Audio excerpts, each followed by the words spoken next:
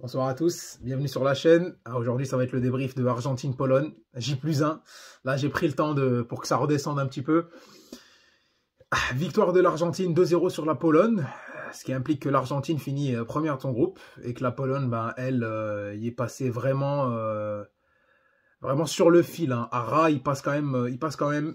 Et ils vont finir deuxième du groupe. Donc la bonne nouvelle pour l'Argentine, c'est qu'ils évitent l'équipe de France en huitième de finale. Bon, déjà de 1, ils sont qualifiés.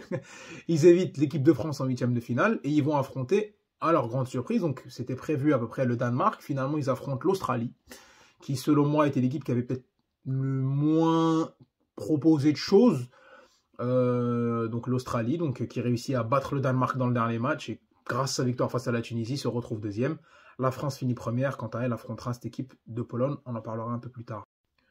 Qu'est-ce que je pense de cette Argentine-là? Eh ben, ils reviennent de loin, ils ont eu très très chaud. Quand on voit, on va pas refaire les débriefs, mais le premier match, ils le perdent, bon, c'était surréaliste parce qu'ils sont pas dans le match, ils se font bousculer.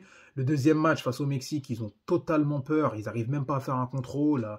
Les milieux de terrain n'arrivaient même pas à prendre le ballon de 3/4 pour pouvoir impulser une sorte de projection. Donc il a fallu un exploit de Messi et que Fernandez aussi fasse un de ses exploits pour relancer tout. Et quand tu es supporter argentin ou pro-Argentine, entre guillemets, tu as peur. Tu te dis, est-ce qu'ils vont pas aborder le match de la même façon? Est-ce qu'ils vont pas rentrer justement avec cette surémotionnalisation qu'on avait vu sur le but de Messi face au Mexique déjà, où on voyait le coach pleurer, l'adjoint Pablo Aimar aussi pleurer dans le stade, tout le monde tremblait, une célébration, on avait l'impression qu'ils avaient marqué en demi-finale de Coupe du Monde, ou parce que c'est ce genre d'émotions-là qui sont retranscrites. Et moi, à titre personnel, j'avais revu le but de Messi face au Nigeria, où tout le monde avait explosé, alors qu'il s'agissait que d'un but dans le troisième match. Alors que là, il s'agit juste du deuxième match, pour dire à quel point il y avait de la pression dans cette équipe.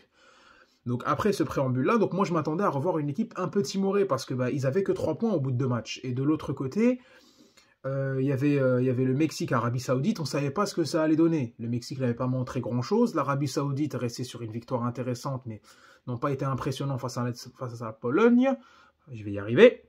Il n'y a pas que leurs noms qui sont difficiles à prononcer. Hein. Pourtant là, c'est facile, la Pologne. Et je ne savais pas justement dans quoi l'Argentine allait s'embarquer. Et finalement, on a eu les premières minutes où c'était un peu timoré comme d'habitude. Il y a eu de gros changements. Il y a eu des décisions qui ont été prises. Le milieu de terrain Fernandez qui avait marqué face au Mexique a été titularisé. Plus de Lautaro Martinez. Donc on a mis cette fois-ci Julián Álvarez. On sort Lisandro Martinez, le défenseur. On met Romero. Donc on imagine que c'est pour la taille. Lisandro Martinez, c'est un très bon défenseur. Il a fait beaucoup de bien quand il est rentré face à l'Arabie Saoudite. Il a fait un très bon match face au Mexique. Mais le problème, c'est que Martinez fait 1m75 et que Cristian Romero est un peu plus grand. Il dépasse les 1m85. Donc c'est plus intéressant à ce niveau-là. Parce que en face, vous avez une Pologne qui, à part sur des centres ou un jeu de tête de Lewandowski ou sur un coup de pied arrêté avec Kamil Glik, n'avait rien d'autre à proposer. Donc à ce moment-là, quand on voit une composition comme ça, on se dit que l'Argentine veut prendre le jeu à son compte. Et on voit au début du match qu'ils étaient aussi un petit peu timorés. On revoyait les mêmes choses, donc Messi qui devait redescendre un peu bas, Di Maria qui tentait des accélérations tout seul. C'était les premières minutes et on a très vite compris que cette équipe de Pologne, elle n'était pas venue pour jouer le match, elle était venue pour gagner le match, elle était venue pour assurer sa qualification. Parce que si tout se passait bien, un match nul leur suffirait. Et même une défaite leur suffirait. Et c'était un pari parce qu'ils ont parié sur le résultat du match d'à côté. Et ça s'est retranscrit sur le match. Ce qu'il faut, c'est un petit peu l'analyse sur ce que peut apporter cette équipe d'Argentine. Parce qu'il n'y a pas eu d'opposition finalement. Donc on a une équipe de Pologne qui est restée très très bas. Un Lewandowski qui n'a, je pense, quasiment pas dépassé les 30 mètres argentins. C'est-à-dire qu'il prenait la balle, il accélérait. Et une fois qu'il arrivait au rond central, il perdait la balle parce qu'il y avait une prise à 2. Aucun suivi des autres milieux.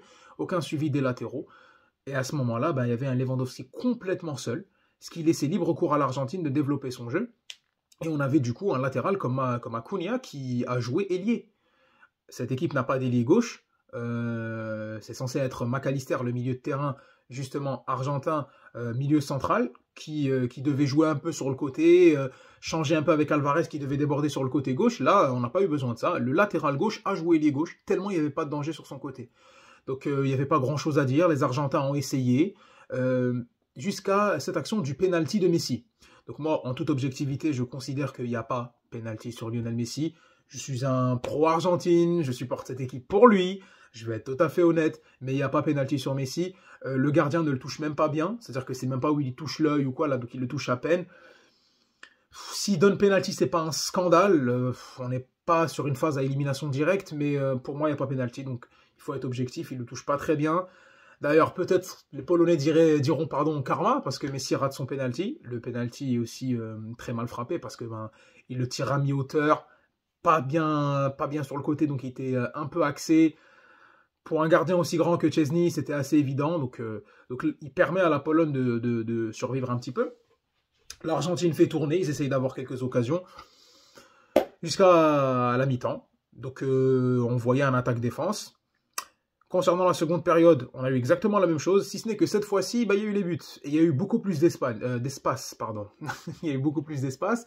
Donc on voit le but de McAllister qui intervient très rapidement. Donc ça fait du bien parce que le fait qu'un autre Argentin marque, ça permet déjà de dégager de la pression à Lionel Messi, mais leur donner de la confiance.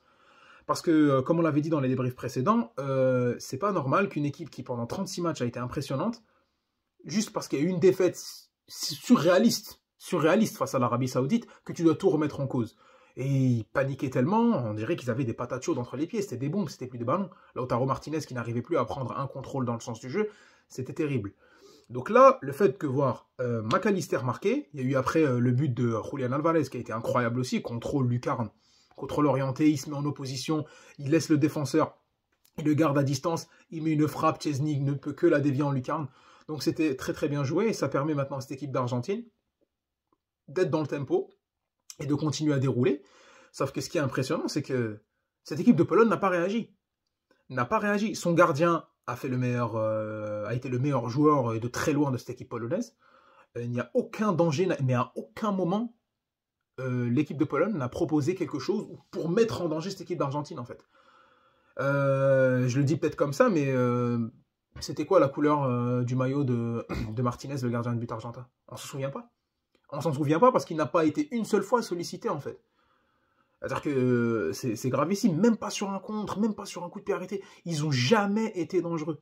Ils n'ont jamais été dangereux et c'est un choix. C'est un choix. Parce que pourquoi on retient autant la prestation de Szczęsny? Parce qu'il fait l'arrêt sur Messi sur le penalty, mais ils arrêtent pas mal de frappes, pas mal de Messi non plus. On dirait qu'il avait un match dans le match. Mais c'est que ça ne dépassait pas les 40 mètres, on va dire les 30 mètres polonais. L'Argentine aurait pu gagner 4-0. Le match finit 2-0, mais je pense que ça aurait eu 4-0, il n'y aurait pas eu de scandale. Il n'y a pas grand-chose à en retirer du côté argentin, si ce n'est le fait qu'ils ont gagné un peu de mental, qu'ils ont remporté le match, qu'ils finissent premiers, qu'ils évitent la France, qu'ils se redonnent de la confiance, que d'autres joueurs ont pu marquer, que le coach a pu prendre enfin des risques et voir autre chose. Donc c'est ça à retenir du côté argentin, c'est que bon, ils prennent un peu plus confiance pour aborder le prochain match.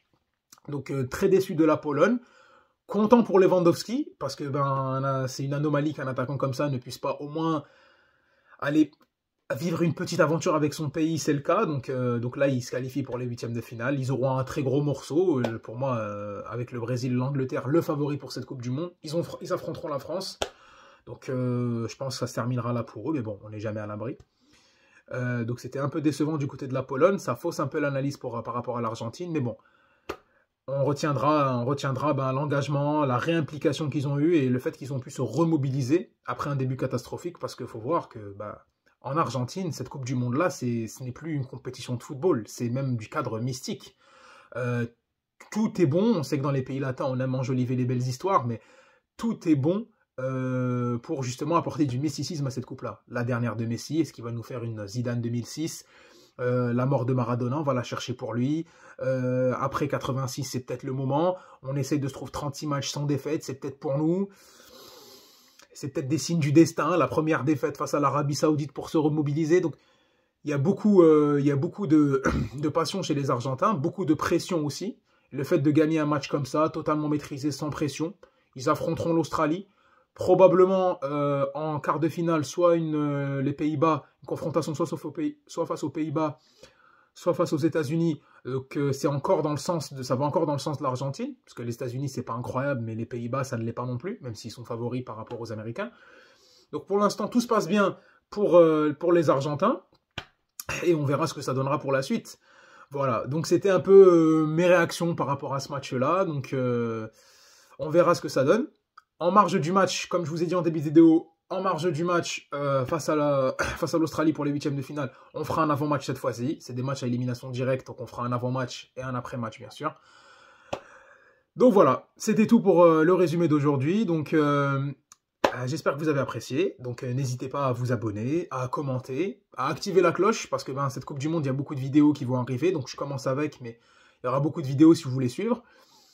Et voilà. Merci pour ceux qui me suivent, merci du soutien, et ça ne fait que commencer.